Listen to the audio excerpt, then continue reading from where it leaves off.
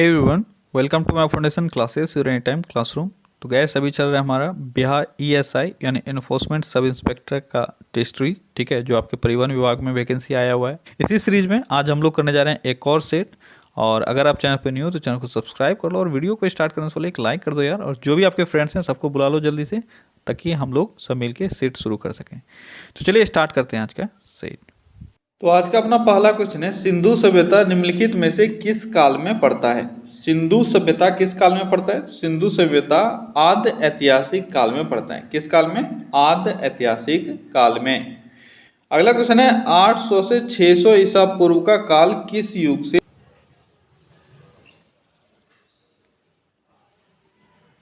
युग कहा जाता है? अगला क्वेश्चन है, बोगजोकोई का महत्व इसलिए है। तो बोगजोकोई जगह आप जान रहे हो, ठीक है, इसका महत्व क्यों है, किस लिए है इसका महत्व? इसका महत्व इसलिए है कि वहाँ जो अभिलेख प्राप्त हुए हैं उनमें वैदिक देवी देवताओं का वर्णन मिलता है। अगला क्वेश्चन है, भुगतान तेज और सुरक्षित करने के लिए वज्र प्लेटफॉर्म किसने लॉन्च किया है? वज्र प्लेटफॉर्म किसके द्वारा लॉन्च किया गया है? ये किया गया एनपीसीआई के द्वारा। एनपीसीआई का फुल फॉर्म क्या हुआ? किसी को आता है जल्दी से कमेंट करो। एनपीसीआई, एनपीसीआई का फुल फॉर्म हो गया national payment corporation of India. इसने वज्र प्लेटफॉर्म लॉन्च किया है तेज और सुरक्षित भुगतान के लिए। अगला क्वेश्चन है, संगम युग में उरेयूर किस लिए विख्यात था? संगम युग में उरेयूर किसके लिए विख्यात था? तो उरेयूर कपास के व्यापार का महत्वपूर्ण केंद्र था, ठीक है। संगम युग में उरेयूर सूती वस्त्र और कपास के व्यापार के लिए प्रसिद्ध था। अगला क्वेश्चन है, आजीविका संप्रदाय के संस्थापक कौन थे? आजीवक संप्रदाय के संस्थापक कौन हुए? कौन हुए आजीवक संप्रदाय के संस्थापक? तो ये हुए मखली गोसाल, ठीक है।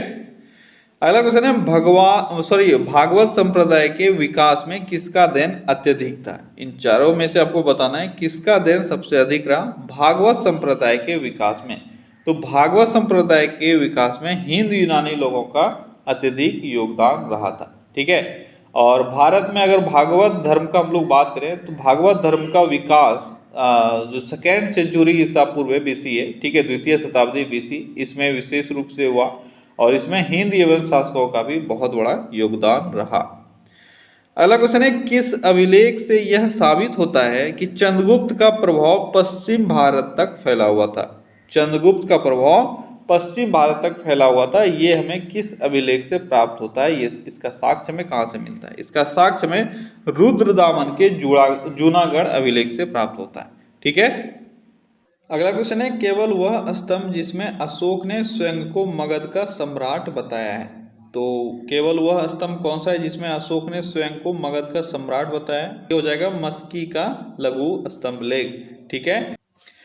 अगला क्वेश्चन है, उस स्रोत का नाम बताइए जो प्राचीन भारत के व्यापारिक मार्गों पर मौन है। तो कौन सा स्रोत है जो प्राचीन भारत के व्यापारिक मार्गों के बारे में कुछ नहीं आपको बताता है? तो वह कौन सा स्रोत है? वो है आपका मिलिंद पन्नु। मिलिंद पन्नु इनमें से किसी प्राचीन भारत के व्यापारिक मार्गों के बारे में नहीं बताता है, ठीक है। अगला क्वेश्चन है, किस शासक वंश ने मंदिरों एवं ब्राह्मणों को सबसे अधिक ग्राम अनुदान में दिया था? मंदिरों और ब्राह्मणों को सबसे अधिक ग्राम अनुदान किस वंश के शासकों ने दिया था? किस वंश के शासकों ने? तो गुप्त वंश के शासकों ने। अगला क्वेश्चन है, किस काल में अछूत की अवधारणा स्पष्ट रूप से उद्धत हुई? अछूत की अवधारणा किस काल में बहुत ही क्लियरली आपको विजिबल हो गया? तो कौन सा काल है वो है धर्मशास्त्र के काल में, ठीक है। धर्मशास्त्र के काल में, जिसको हम लोग स्मृति युग भी बोलते हैं, ठीक है। स्मृति युग में आपका जो अस्पृश्यता है इसकी अवधारणा पूर्ण रूप से देखने को मिल सकता है। जितने भी धर्मशास्त्र हैं उसमें आपको इसके बारे में वर्णन मिल जाएगा। अगला क्वेश्चन है, भारत में मोहम्मद गौरी ने किसको प्रथम अख्ता प्रदान किया था? मोहम्मद गौरी ने प्रथम अख्ता कुतुबुद्दीन ऐबक को प्रदान किया था। किसको? कुतुबुद्दीन ऐबक को। अगला क्वेश्चन है, किस सुल्तान के काल में खालिसा भूमि अधिक पैमाने में विकसित हुई? या खालसा, ये खालिसा भूमि लिखा गया, खालसा भूमि, ठीक है। किसके काल में ये खालसा भूमि सबसे अधिक पैमाने पर विकसित हुआ? किसके काल में? तो यह है अलाउद्दीन खिलजी के काल में। अगला क्वेश्चन है, सल्तनत काल के सिक्के टाका, ससगानी एवं जीतल किन धातुओं से बने होते थे? टाका, ससगानी, जीतल ये सभी सल्तनत काल के सिक्के थे। और किन धातुओं से ये बने होते थे? ये बने होते थे चांदी और तांबा से। ठीक है, चांदी और तांबा से। अगर हम लोग यहाँ पे सिक्कों का अगर बात करें तो टाका और ससगानी जो है यह चांदी के बने होते थे, टाका और ससगानी। और जीतल जो है इसमें तांबा मिक्स्ड होता था। ठीक है, अगला क्वेश्चन है, 12 मासा की रचना किसने की थी? 12 मासा की रचना किसने की थी? किसने की थी 12 मासा की रचना? ये किया गया था मलिक मोहम्मद जैसी के द्वारा। ठीक है, मलिक मोहम्मद जैसी पद्मावत के राइटर भी ये हैं। ठीक है, और इसी में इन्हीं पे बेस्ड एक बुक है 12 मासा। अगला क्वेश्चन है, विजयनगर साम्राज्य के वित्तीय व्यवस्था की मुख्य विशेषता क्या थी? विजयनगर साम्राज्य के वित्तीय व्यवस्था की मुख्य विशेषता क्या थी? ये थी बंदरगाहों से आमदनी। क्या है इनमें? बंदरगाहों से आमदनी उनके आर्थिक स्रोत का एक अभिन्न अंग था। अगला क्वेश्चन है, पानीपत के युद्ध में बाबर को जीतने का मुख्य कारण क्या था? अच्छा, पानीपत के प्रथम युद्ध 1526 ईस्वी में हुआ था, प्रथम युद्ध इसका, और बाबर इसमें विजयी रहा। तो क्या कारण था बाबर के जीतने का? क्या कारण था? उसकी सैन्य कुशलता। ठीक है, पानीपत के युद्ध किसके किसके बीच में हुआ था? पानीपत का प्रथम युद्ध बाबर और इब्राहिम लोदी के मध्य लड़ा गया था। अगला क्वेश्चन है, जवाबिद का संबंध किससे था? जवाबिद का संबंध किससे था? जवाबिद क्या होता था? तो जवाबिद का संबंध राज्य के कानून से था। ठीक है, एक एक्चुअली में अगर मैं जवाबिद का मतलब अगर आप समझना चाहो तो एक तरह से ये था कि देखो, मुगल वंश का भी हम लोग अगर देखें या जितने भी मुस्लिम शासकों का वंश देखें तो इनका जो शासन होता था वो जनरली शरीयत के बेसिस पे होता था। शरीयत आप जानते हो, मुस्लिम लोगों का जो अपना धर्म ग्रंथ है, ठीक है, उसके आधार पर शासन करना, इसको शरीयत के आधार पे बोलते हैं। ठीक है, तो जब मुगल वंश आया तो मुगल वंश में स्पेशली हम लोग जब भी बात करते हैं तो अकबर के टाइम का बात करते हैं क्योंकि सबसे डेवलप्ड टाइम वही रहा। ठीक है, इनके टाइम में शरीयत को वैल्यू जरूर दिया गया, लेकिन सिर्फ शरीयत को ध्यान नहीं दिया गया। इसमें राज्यों के लिए, राज्यों के हित के लिए कुछ कानून बनाए गए, उसके हिसाब से काम किया गया। वही जो राज्य के लिए कानून बनाया गया था उसी को जवाबिद कहा गया था। ठीक है, अगला क्वेश्चन है, ईरान के शासक और मुगल शासकों के बीच झगड़े की जड़ क्या थी? ईरान के शासक और मुगल शासक के बीच में झगड़ा होता था, कारण क्या था? कारण था गांधार। ठीक है, गांधार राज मुगलों और ईरानियों दोनों के लिए इंपॉर्टेंट था, इस कारण से वो दोनों झगड़ते रहते थे। अगला क्वेश्चन है, दो अस्पा सी अस्पा प्रथा किसने शुरू की थी? दो अस्पा और सी अस्पा ये प्रथा किसके द्वारा शुरू किया गया था? किसके द्वारा किया गया था? जहांगीर के द्वारा। ठीक है, और ये था क्या? दो अस्पा सी अस्पा किससे से संबंधित था? तो आप ये सेना से संबंधित था। ठीक है, किसके पास कितने सैनिक रहेंगे, कितने घोड़े रहेंगे, उसके बेसिस पे सैनिक भी रहते थे। तो उसी के बेसिस पे इन्होंने दो अस्पा और सी अस्पा का विकास किया था। ये टोटल 3 हुआ करता था। एक सिर्फ अस्पा होता था। ठीक है, अस्पा क्या होता था? जिसके पास 1 घोड़ा हो। दो अस्पा जिसके पास 2 घोड़ा हो, और सी अस्पा जिसके पास 3 घोड़ा हो। ठीक है, अगला क्वेश्चन है, सरजामी प्रथा किससे संबंधित थी? सरजामी प्रथा या मराठा भू राजस्व प्रथा थी। क्या थी? मराठाओं के भू राजस्व प्रथा में से एक था सरजामी प्रथा। अगला क्वेश्चन है, भारत में 1612 में अंग्रेजों ने अपनी पहली फैक्ट्री कहाँ स्थापित की थी? अंग्रेजों ने अपनी पहली फैक्ट्री 1612 में कहाँ स्थापित की थी? कहाँ स्थापित की थी? सूरत में।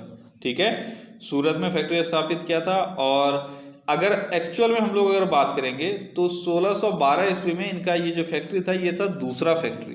ठीक है, लेकिन हम लोग इसको प्रथम फैक्ट्री बोलते हैं क्योंकि अब पहला जो फैक्ट्री था वो था मसूलीपट्टनम में। ठीक है, जो 1611 ईस्वी में इन्होंने लगाया था, लेकिन ये फैक्ट्री असफल रहा। ठीक है, इस कारण से हम लोग जो मेनली पढ़ते हैं वो पढ़ते हैं सूरत में इन्होंने अपना पहला फैक्ट्री लगाया था जो सफल रहा था।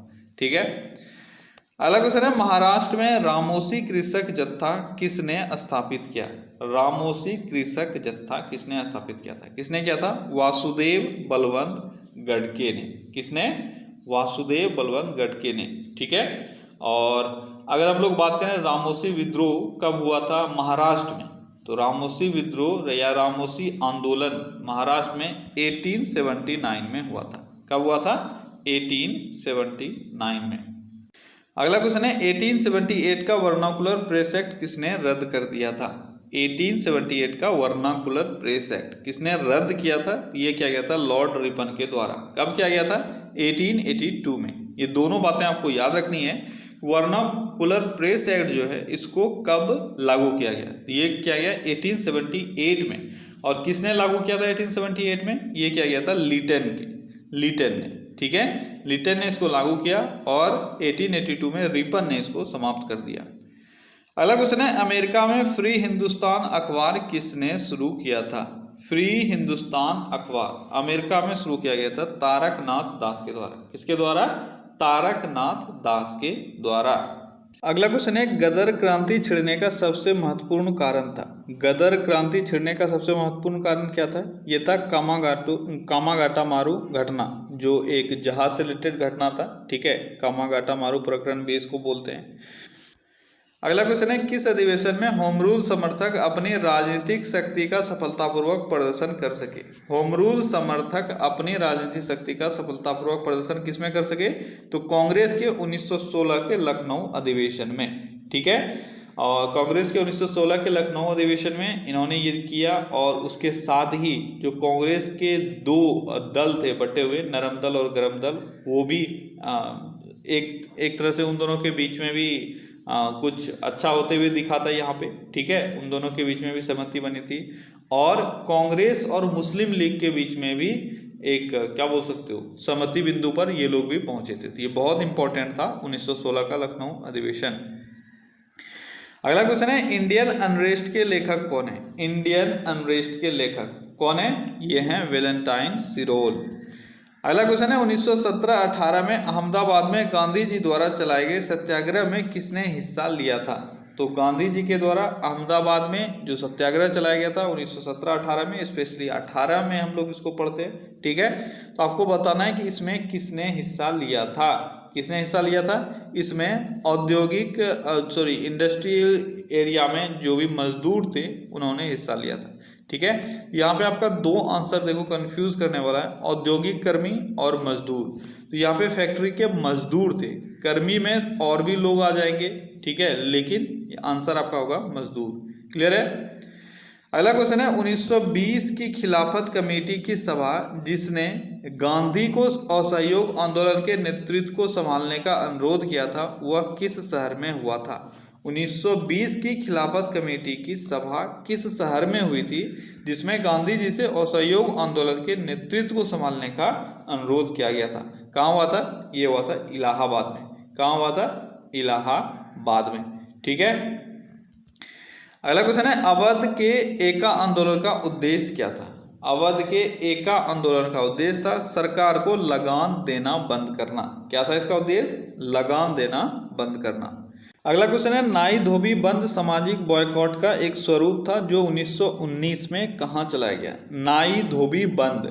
नाई धोबी बंद, देखो ये अवध का एक स्कीम था, स्कीम नहीं बोल सकते हैं, एक अभियान था जो किसानों के द्वारा या बोल सकते हो किसान वर्ग के द्वारा ये चलाया गया था। और इसमें जो भी जमींदार थे उनको जो बेसिक नेसेसिटीज़ हैं जैसे आपका नाई हुआ, धोबी हुआ, तो इन लोगों को उन तक नहीं पहुंचने दिया जाता था। यानी उनका जो बेसिक ज़रूरत है वो हम लोग पूरा होने नहीं देंगे, ऐसा इनका कहना था। तो अवध के प्रतापगढ़ जिले से ये शुरू हुआ था। ठीक है, किसानों द्वारा प्रतापगढ़ जिले में चलाया गया था नाई धोबी बंद बॉयकॉट। और ये प्रतापगढ़ का ये है अवध में 1919 में ये चलाया गया था।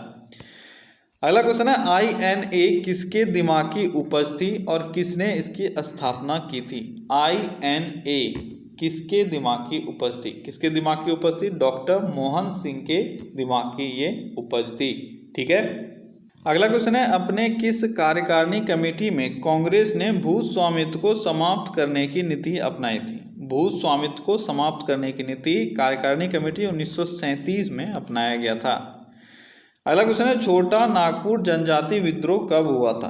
छोटा नागपुर जनजाति विद्रोह कब हुआ था। ये हुआ था 1820 में। कब हुआ था। 1820 में। अगला क्वेश्चन है किस राज्य के साथ मिजोरम एक सीमा साझा नहीं करता है। मिजोरम बाउंड्री शेयर नहीं करता है किसके साथ। किसके साथ। यह है अरुणाचल प्रदेश के साथ। मिजोरम का अगर बात करें तो मिजोरम के ईस्ट में और साउथ में कौन है, तो मिजोरम के ईस्ट और साउथ में है म्यांमार, ठीक है। और इसके बाद अगर वेस्ट में बात करें तो वेस्ट में है बांग्लादेश, ठीक है।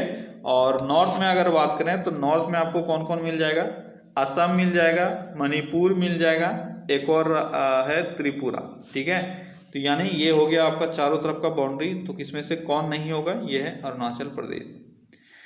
अगला क्वेश्चन है उलगुलान विद्रोह किससे जुड़ा था। उलगुलान विद्रोह किससे जुड़ा था। किससे जुड़ा था, ये जुड़ा था बिरसा मुंडा से, ठीक है। बिरसा मुंडा के विद्रोह को उलगुलान विद्रोह कहा गया। अगला क्वेश्चन है मुंगेर का बरिया ताल विरोध का उद्देश्य क्या था। बरिया ताल विरोध कहाँ हुआ था, मुंगेर में हुआ था। और इसका उद्देश्य क्या था, इसका उद्देश्य था बकास्त भूमि की वापसी की मांग, ठीक है। बकास्त भूमि जो हुआ करता था उसकी वापसी की मांग को लेकर मुंगेर में क्या किया गया था, मुंगेर में बरिया ताल विरोध किया गया था, ठीक है। अगला क्वेश्चन है मिजोरम के मुख्यमंत्री अभी कौन है। मिजोरम के मुख्यमंत्री कौन है, ये है जोरामथंगा, ठीक है।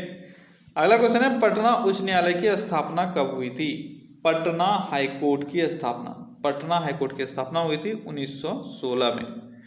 अगला क्वेश्चन है 1930 और 31 में बरही कांग्रेस ने सफलतापूर्वक अंग्रेजी हुकूमत को किस जिले में नाकाम कर दिया था। 1930 और 31 में नाकाम कर दिया गया था अंग्रेजी हुकूमत को बरही कांग्रेस के द्वारा।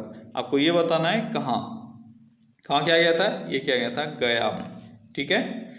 अगला क्वेश्चन है मृदा संरक्षण वह प्रक्रम है जिसमें, मृदा संरक्षण वह प्रक्रम है जिसमें क्या होता है, जिसमें मृदा को नुकसान से सुरक्षित किया जाता है। अगला क्वेश्चन है टेरा रोसा का प्रारूपिक विकास उस भूभाग में होता है जिसमें, टेरा रोसा का विकास कहाँ होता है, तो टेरा रोसा का विकास उस भूभाग में होता है जहां चूना पत्थर होता है। अगला क्वेश्चन है मौना लोआ उदाहरण है, मौना लोआ उदाहरण है किस चीज का, मौना लोआ उदाहरण है एक सक्रिय ज्वालामुखी का, ठीक है।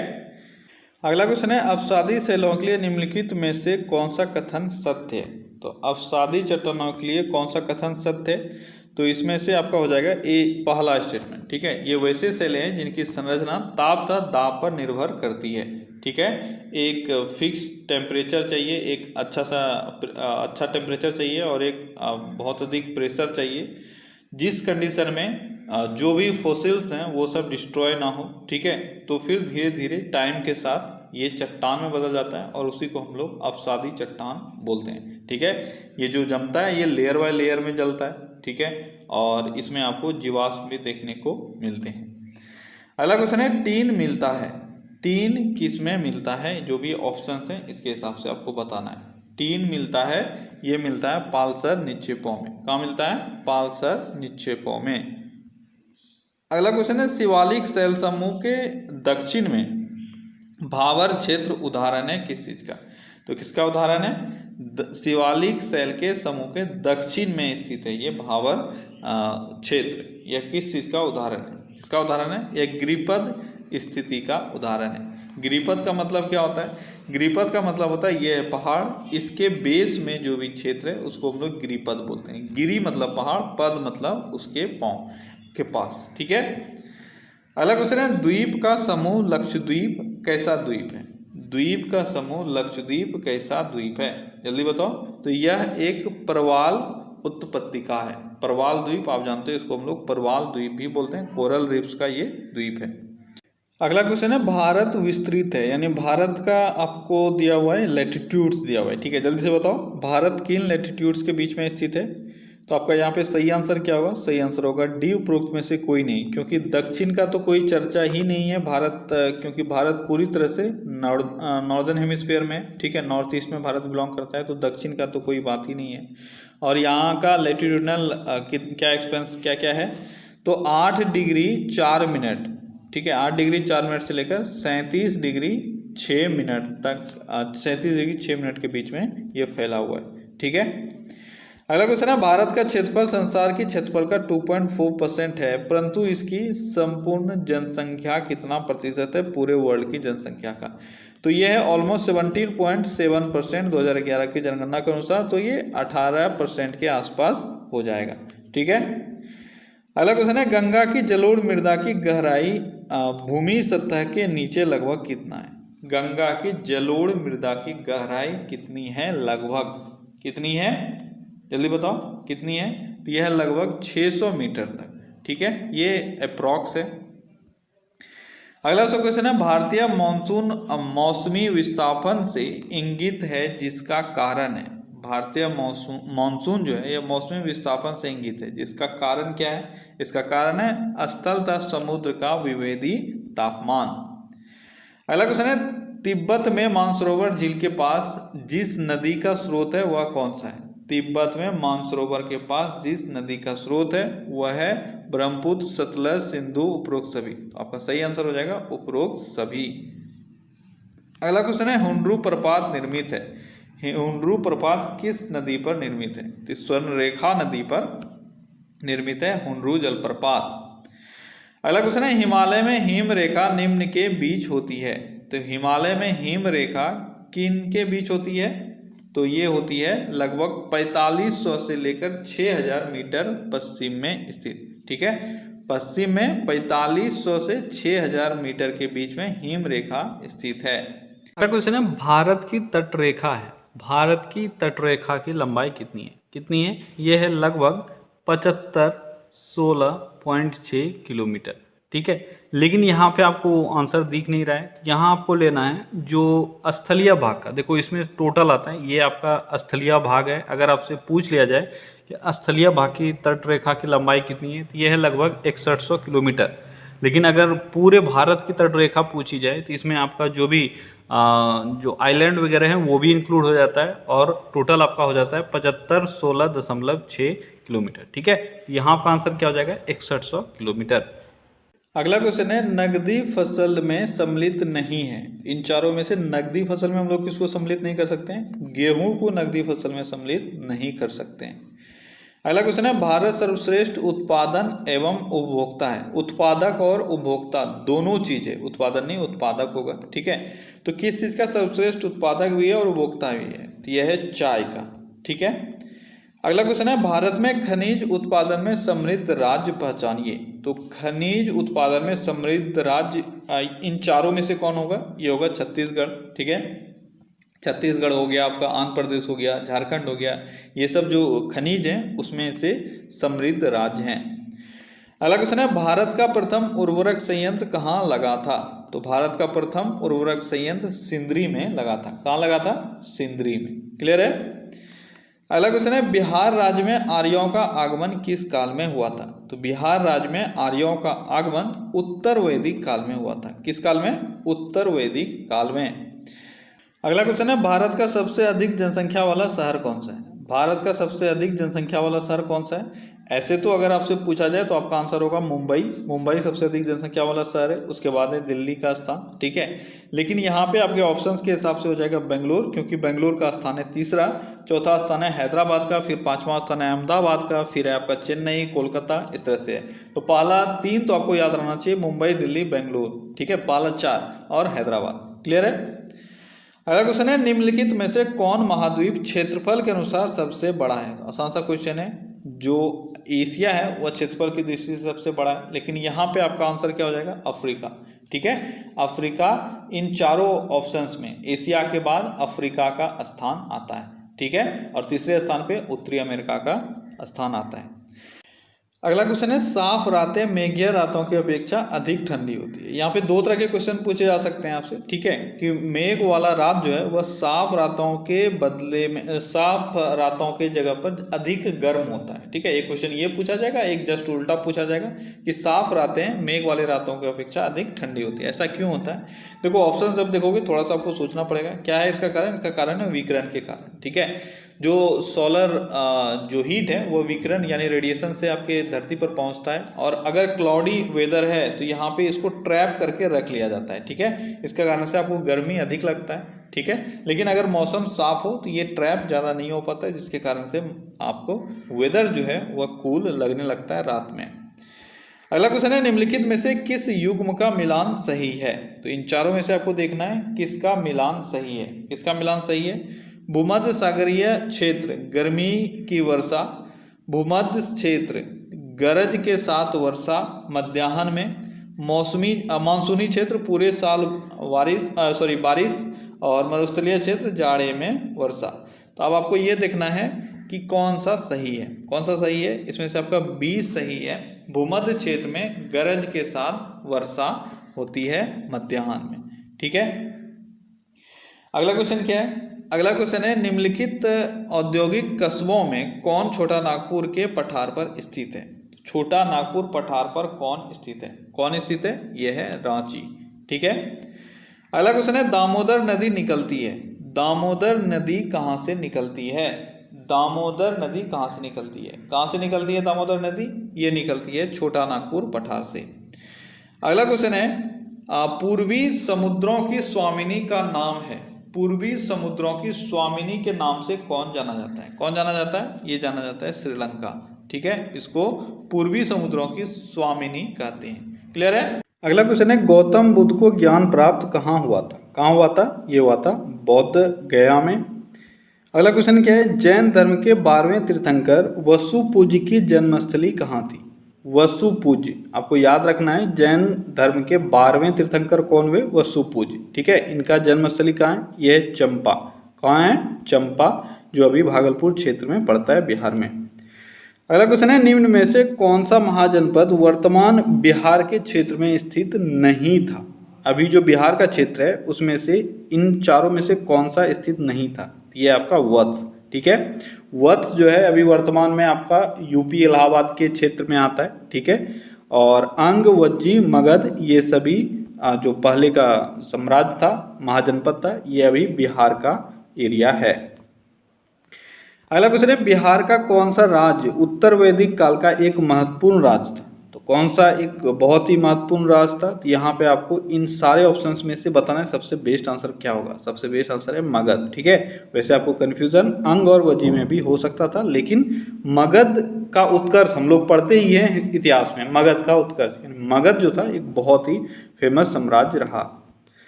अगला क्वेश्चन है, बिहार सहित पूर्वी भारत में आर्यों के विस्तार में सहायक था।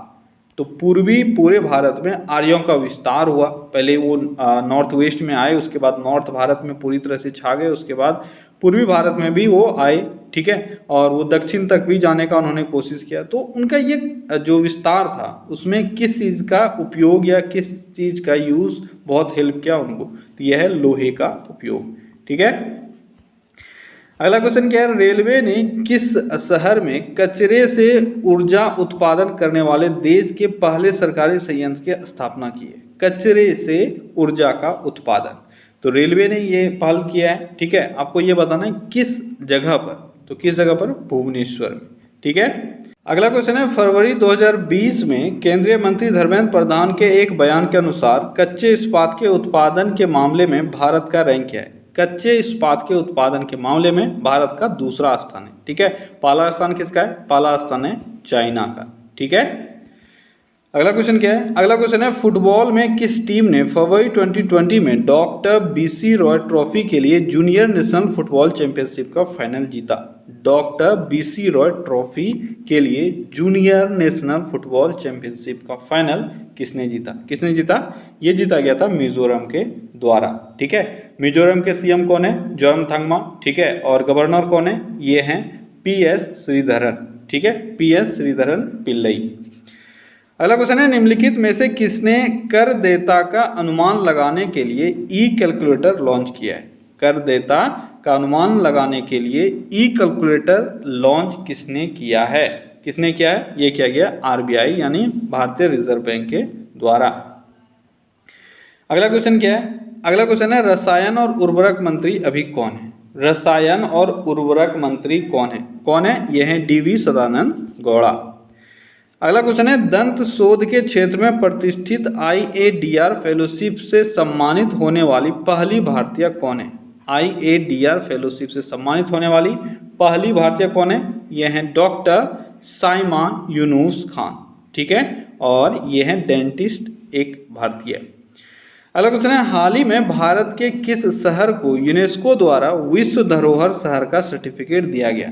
यूनेस्को के द्वारा भारत के किस शहर को विश्व धरोहर शहर घोषित किया गया है? जल्दी बताओ कौन सा शहर है वो शहर है जयपुर। अगला क्वेश्चन है, केंद्रीय मंत्रिमंडल ने हाल ही में किस स्थान पर देश का नया बंदरगाह बनाने को मंजूरी प्रदान किया है? देश का नया बंदरगाह कहाँ बनाया जाना है? कहाँ बनाया जाना है? ये बनाया जाना है वधावन महाराष्ट्र में, ठीक है। अगला क्वेश्चन क्या है, निम्नलिखित में से किस खिलाड़ी ने हाल ही में राष्ट्रीय भारोत्तोलन चैंपियनशिप में स्वर्ण पदक जीता? राष्ट्रीय भारोत्तोलन चैंपियनशिप में स्वर्ण पदक अभी हाल ही में किसने जीता है? किसने जीता है? यह है मीराबाई चानू जिन्होंने ये जीता है। अगला क्वेश्चन है, किस राज्य द्वारा हाल ही में नागरिकों को विभिन्न सरकारी सेवाएं प्रदान करने के लिए जन सेवक नामक योजना आरंभ की गई है? जन सेवक नामक योजना किस राज्य में आरंभ की गई है? कहाँ की गई है? ये की गई है कर्नाटक में, ठीक है। कहाँ की गई है? कर्नाटक में, और येदियुरप्पा वहाँ के CM हैं, ठीक है, और वजुभाई वाला वहाँ के गवर्नर हैं। अगला क्वेश्चन है, फरवरी 2020 में 3 दिवसीय अंतर्राष्ट्रीय सी फूड शो कहाँ आयोजित किया गया? 3 दिवसीय अंतर्राष्ट्रीय सी फूड शो फरवरी 2020 में आयोजित हुआ। आपको बताना है कहाँ आयोजित हुआ। तो ये आयोजित हुआ था कोच्चि में। अगला क्वेश्चन है, हाल ही में जारी ATP रैंकिंग में कौन शीर्ष पर रहे हैं? ATP रैंकिंग में शीर्ष पर नोवाक जोकोविच रहे हैं। अगला क्वेश्चन है, हाल ही में भारतीय नौसेना ने मतला अभियान नामक अभ्यास कहाँ किया? मतला अभियान इस नामक का एक अभ्यास भारतीय नौसेना के द्वारा किया गया। आपको बताना है कहाँ किया गया। ये किया गया कोलकाता में। अगला क्वेश्चन है, 2024 में शीतकालीन युवा ओलंपिक का आयोजन किस देश में किया जाएगा?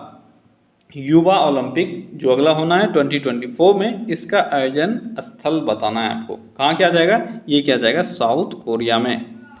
अगला क्वेश्चन है, फरवरी 2020 में भारत की पैरा ओलंपिक समिति का अध्यक्ष किसे चुना गया? भारत की पैरा ओलंपिक समिति का अध्यक्ष अभी हाल ही में फरवरी मंथ में चुना गया है। आपको बताना है किनको। तो ये है दीपा मलिक, ठीक है। कौन है? दीपा मलिक। अगला क्वेश्चन है, वर्तमान में रॉ के अध्यक्ष कौन है? वर्तमान में रॉ के अध्यक्ष कौन है?